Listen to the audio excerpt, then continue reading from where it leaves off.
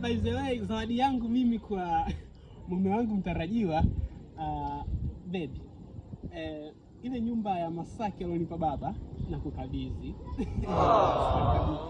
Funguo utakuwa nayo wewe. Na duka la Kariakoo.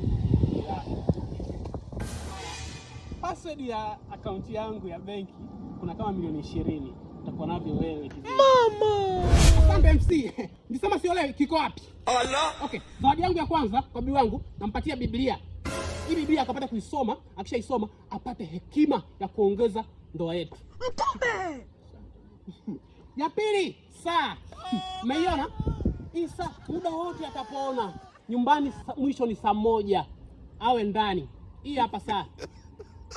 Hii hapa baby. Unaweza kuvaa. Ya tatu na ya mwisho ni kitu muhimu sana. Hii hapa mkanda huu na boksa hii. Hivi vyote hivi muda atao kuwa nyumbani mimi ndo wa kumvalisha.